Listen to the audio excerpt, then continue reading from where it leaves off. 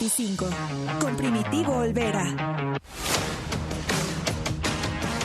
Estamos en momentos difíciles, en momentos complicados, viviendo una situación que se podía prever, que nos imaginábamos que iba a pasar, pero no sabíamos cuándo.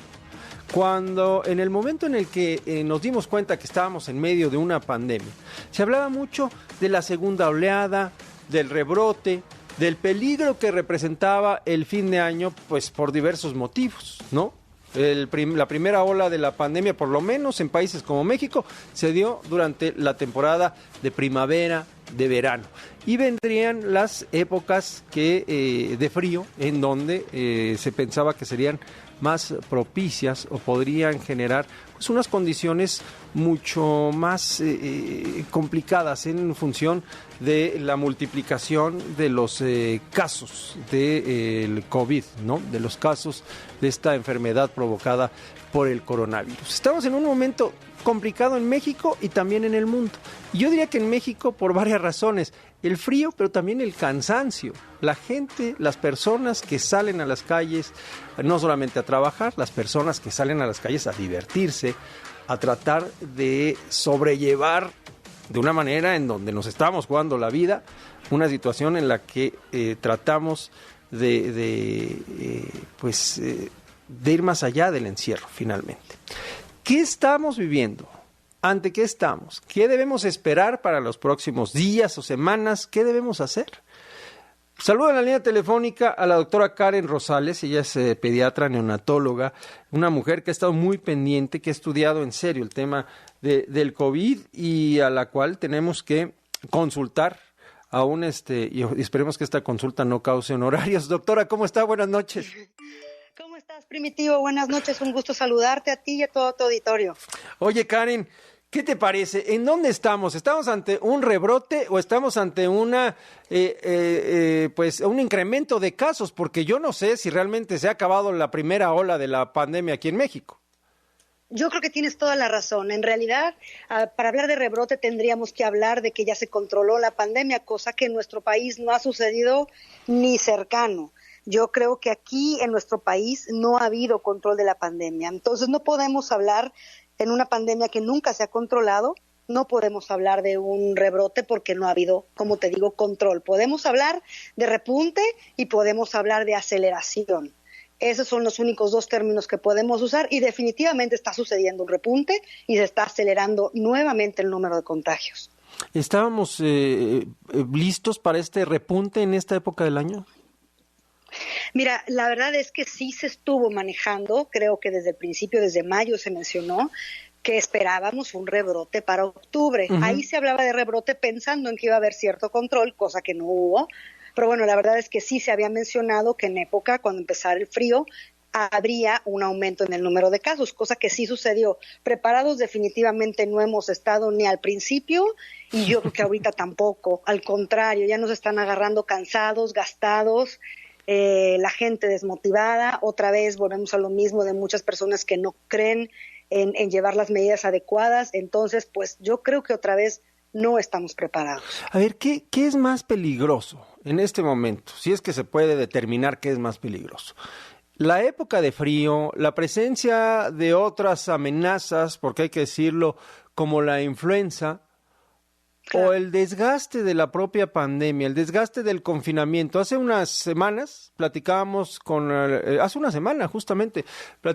con especialistas en psicología, en psiquiatría, acerca de este fenómeno que se le llama agotamiento de pandemia, en donde ya decimos, híjole, estoy tan cansado de la incertidumbre, tan cansado del encierro, tan cansado de la situación, tanto económica como médica, que a lo mejor mejor me salgo a divertir, aunque me la esté jugando. Y eso es un peligro. Claro. Es un peligro enorme. Yo creo que definitivamente los seres humanos no estamos preparados para vivir una situación así. Nunca había, yo creo, nadie vivido una situación así de las personas que actualmente estamos vivos. Entonces no estamos preparados para un confinamiento tan largo, para una época a la que no le vemos fin, que yo creo que eso es muy importante cuando tú mentalmente tienes destinado cierto espacio de tiempo para que algo termine. De alguna manera es más fácil de manejar, pero en este momento creo que nadie te puede dar una fecha exacta en la cual esto pueda terminar. Sabemos que terminará eventualmente, pero ¿cuándo? La verdad es que cada vez se ve más lejano. Y ahora que viene la temporada de influenza y los fríos, creo que sí es muy importante también que la influenza va a tener un lugar muy importante si no se logra controlar o si empiezan a existir 2 pandemias en lugar de una. ¿Qué podemos esperar de la autoridad de salud, de quienes tienen que plantear las estrategias? Hasta ahorita hay mucho debate, las personas están polarizadas en torno a si se está haciendo bien o si no se está haciendo bien. A mí me queda claro, la prospectiva en los primeros meses, allá por marzo se decía, podría haber 6,000, podría haber 8,000 personas fallecidas, claro, y eso sería catastrófico. A mí no me gusta, sí. A ver, te soy honesto, Karen, a mí no me gusta comparar con otros países, porque cada quien compara a su conveniencia, ¿no? Si tú dices, Brasil tiene tantos muertos, tantos infectados más, o Estados Unidos tiene una enorme cantidad de personas infectadas superior a México, entonces estamos muy bien. Pero si nos comparamos con Japón, con Nueva Zelanda, entonces podríamos decir estamos muy mal, y me parece que eso tampoco es adecuado. Uh-huh. Nos podemos comparar con nuestras propias expectativas o las propias expectativas de quienes tienen en sus manos el manejo de la pandemia. Nos podemos comparar con nosotros mismos. Exacto. Yo creo que sí. Y yo creo que en ese sentido podríamos haber tenido un mejor control. Creo que quizás el uso del método Centinela no funcionó y seguimos tercos en usarlo durante mucho tiempo. Otra cosa que jamás ha funcionado es que no se han realizado las pruebas adecuadas. El número de pruebas siempre ha estado muy por debajo. Yo creo que tenemos un lugar pésimo en cuanto al número de pruebas que hacemos por millón de habitantes, y eso hace que nuestras cifras sean completamente pues falsas, porque tenemos unas expectativas muy por debajo de lo que realmente está sucediendo. Hay un subregistro de muertes impresionante. Uh-huh. Y después creo que otra medida que ha tenido, pareciera pequeña, pero creo que ha sido devastadora, ha sido que no se le ha dado el énfasis adecuado al uso de cubrebocas. Creo que en una medida pudo haberse evitado muchas muertes si se hubiera implementado el uso de cubrebocas de una manera más rigurosa, o por lo menos las autoridades lo hubieran sugerido una sola vez en alguna de sus conferencias, cosa que nunca pasó, y esto ha hecho que pues haya cada vez más y más casos. Bueno, hoy el doctor López-Gatell volvió a cantinflear en la mañana, ¿no? Fue terrible. Lo voy a decir, le da pavor recomendarle cubrebocas cuando está presente el presidente. No sé qué le vaya a hacer. Pues sí, no, desgraciadamente yo creo que la salud no debería politizarse, y mucho menos el uso de cubrebocas debería ser un método o un instrumento político. Uh-huh. Más allá de si nos equivocamos o no nos equivocamos, creo que agarrar un camino distinto al que ya vimos que no está funcionando lo hace cualquier buen líder. Entonces yo no le veo problema a decir, oye, pues esto no está funcionando, ya no funcionó, uh-huh. ¿Por qué no hacemos una intervención distinta? Más allá de si le llevo la contraria o no le llevo la contraria, o si es que él dijo pero no quiso decir eso creo que en este momento ya nos viene guango. Aquí lo importante es qué vamos a hacer con lo que nos viene. Exacto. Y creo que puede ser igual de catastrófico o más de lo que ya ha sido. Ahora, la experiencia que nos dejan estos primeros 6-7 meses de pandemia es que se decidió mantener un orden, entre comillas, para que el uh-huh. sistema de salud no fuera rebasado. Exacto. ¿Fue adecuada esta planeación? Yo creo que no, y te voy a decir por qué. Vuelvo a lo mismo. El hecho de no haber realizado las pruebas que se debieron de haber realizado hizo que tampoco a esas personas se les hiciera el adecuado control de sus contactos. Uh-huh. En muchos países lo que hicieron fue, si tú tenías una prueba positiva, yo además hacía pruebas a todos tus contactos para seguir encontrando los casos positivos y en su caso que fueran asintomáticos, con mayor razón encontrarlos, aislarlos, y eso hubiera hecho que disminuyeran muchísimo los casos. Hubiera sido un excelente control si se hubiera hecho a tiempo o si se hiciera en algún momento. Pero no se hace. No, no se hace. Yo creo que ahí te digo, siempre ha habido un poco de resistencia, un poco de rebeldía por parte de las autoridades de decir, no, es que eso no está funcionando y nosotros ya lo vimos y nosotros lo tenemos más que registrado, esto no está funcionando. Sin embargo, las cifras dicen cualquier otra cosa y otra cosa que se hace es que se contabiliza el número de camas disponibles y en base a eso nos basamos para decir que no está rebasado el sistema de salud. Pero es un crimen decir que hay tantas camas disponibles cuando la gente se muere en la puerta de los hospitales. Es la verdad que sí, yo creo que no hay otra palabra para decirlo. Yo que estoy aquí en Nuevo León, lo que te puedo decir es que en los hospitales ahorita, hoy, ya están o llenos o casi llenos. Entonces, decir que tenemos una disponibilidad del 60% de las camas, aparte de que es falso, es criminal porque da un sentimiento de falsa tranquilidad que no debería de ser. No, además bien lo hace. La gente ya está harta, como dices tú, y se sale y pues sí, como bien dices, pues ya no me tengo que morir, pues mejor me salgo y me divierto y etcétera, ¿no? Y creo que en ese sentido, pues no te tienes por qué morir de esto, tampoco es algo de lo que te debas de morir si puedes evitarlo. Oye, a ver, en ese sentido, ¿qué le toca a la autoridad y qué nos toca a nosotros? Mira, yo creo que a la autoridad le tocaría o sería bueno, que hiciera más pruebas. Yo creo que no nos vamos a cansar, no nada más yo, sino cualquier médico que le preguntes de decirlo. El adecuado tamizaje y el control de los contactos salvaría muchísimas vidas. Otra que le toca a la autoridad creo que es el ponerse más estricto en el uso adecuado de cubrebocas. Ya olvídate si lo dice en la conferencia mañanera, si lo dicen en la conferencia de las 7 de la tarde. La localidad, nuestros jefes de gobierno a nivel municipal, a nivel estatal, si hicieran un llamado al uso normativo del cubrebocas dentro de los lugares a los que vas, dentro de los transportes públicos, creo que ayudaría muchísimo, sobre todo en espacios cerrados.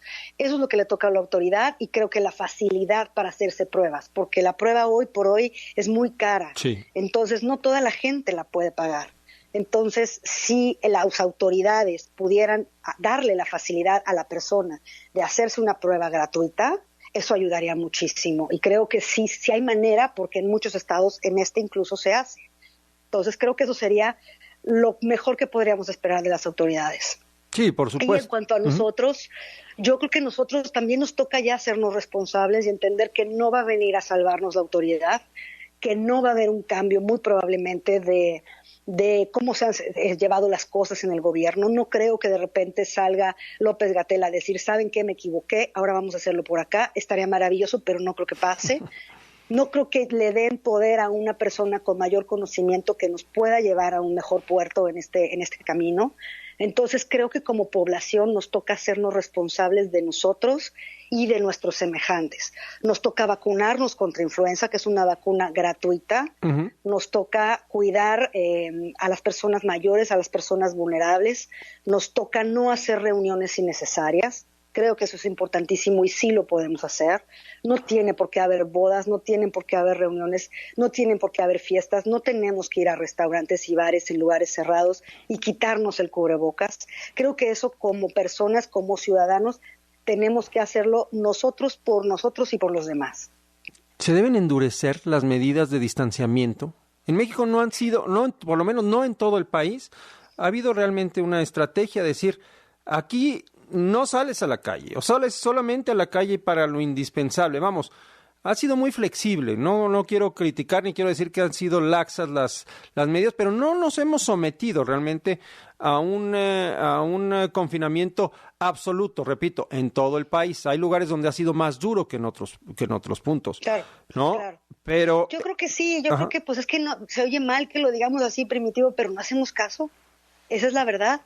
No hacemos caso y vemos la manera de saltarnos o de pasarnos de listos de la medida. Pero todos, ¿no? Yo creo que eso pasa muchísimo, sí. O sea, yo te digo, hay quienes nos pasamos de listo yendo a los restaurantes y a las fiestas, y también hay restauranteros que se quejan, pero se pasan de listos atiborrando sus lugares y cerrando a las 2 de la mañana. Sí, es verdad. Yo creo que ahí vuelvo a lo mismo, eso es responsabilidad de nosotros como ciudadanos. No se trata de que llegue la autoridad, no puede ir la autoridad a todos los restaurantes. No puede ir la autoridad a todas las... No pueden. Entonces lo que toca en nosotros es seguir las reglas. Porque sí, efectivamente, porque si no, lo que nosotros necesitaríamos entonces es ahora sí que mano firme y que nos cerraran y que nos confinaran, y es algo que no va a pasar porque no creo que la autoridad lo haga, porque ya lo hubiera hecho antes. Entonces es muy poco probable que pase, pero lo que sí va a pasar es que cada vez esto va a ser más catastrófico. Karen, ¿cuál sería el efecto de una presencia importante de influenza? Sería catastrófico, sería pésimo. Te voy a explicar por qué. Sí. De entrada, lo que ya nos está empezando a pasar es que un paciente que nosotros tenemos con fiebre, vamos a tener que empezar a descartar las dos enfermedades, influenza y COVID. Uh-huh. En el caso que sean las dos, que es muy probable y que puede pasar fácilmente, el pronóstico es pésimo. Es pésimo porque ahora sí que si no me lleva una, me lleva otra. Uh-huh. Y el tiempo que vamos a perder en tratar una cosa pensando que es cuando puede ser la otra también es pésimo. Sabemos ahorita que la prueba de COVID se tarda entre 24, 72, 48 horas en promedio. Uh-huh. La prueba de influenza la tenemos un poquito más rápido. Pero de cualquier manera, el tiempo de espera y el tiempo de deterioro de un paciente es importantísimo. Entonces, por eso es que es tan importante en esta ocasión del año tener mucho más cuidado de la presencia de influenza y sobre todo, si podemos, vacunarnos contra influenza. Correcto. Buscar la vacuna de la influenza, que tampoco, buscar la vacuna que también está escasa. Aparte, también, No. también está escasa, pero ¿sabes qué? Sí hay, o sea, es cuestión de ver dónde te toca, cuál es el lugar en el que te toca, uh-huh. Y sí debes de encontrarla. Si no mañana, probablemente te digan cuándo llega, pero sí hay de la vacuna trivalente, que es una vacuna gratuita, es una vacuna de Sanofi, que es una excelente vacuna, y vale la pena ponérsela. Yo de mis pacientes que se la han puesto, no he escuchado de un solo paciente que haya tenido el menor efecto secundario de la vacuna, y vale toda la pena estar cubierto contra influenza. Sin lugar a dudas, sí, sin lugar a dudas, porque además yo he visto efectos secundarios que son mínimos, pero nada claro. Comparado con infectarte, ¿no? Por supuesto. Ahora te voy a decir otra uh-huh. cosa muy importante. Por ejemplo, no podemos vacunar a los menores de 6 meses contra influenza. Uh-huh. Así que si nosotros vacunamos a toda la gente que está alrededor de ese menor de 6 meses, indirectamente estamos protegiendo también a ese menor de 6 meses. De tal manera que si ese menor de 6 meses se infecta de COVID, por lo menos de influenza no se va a infectar. Claro, por supuesto. Entonces ahora sí que hay que cuidar, te digo, de nosotros, pero también hay que cuidar de los demás. Claro, desde luego, con la vacuna, con el cubrebocas, con todo y tratando de salir lo menos posible. Yo creo que es complicado. Lo menos posible, guardar la sana distancia, lavarnos las manos. Las medidas de siempre, vacunación, el uso del cubrebocas, lavado de manos. Sana distancia, uh-huh. Evitar las reuniones innecesarias, sobre todo en espacios cerrados, y usar nuestro sentido común. Muy bien, pues ahí estamos, ahí está la alerta. Creo que este es un momento muy importante. ¿Será, Karen, ya para finalizar, el momento más importante después del inicio de la pandemia? Estoy segura que sí. Este es el momento cúspide de la importancia, después obviamente del brote de la uh-huh. pandemia. Este es el momento más importante para que no nos caigamos de nuevo en una pandemia doble, pero además en una catástrofe mayor. Híjole, pues Karen, de verdad, muchas gracias por tomarnos la llamada, gracias por platicar con la audiencia de W Radio, que todo esté bien, cuídate mucho.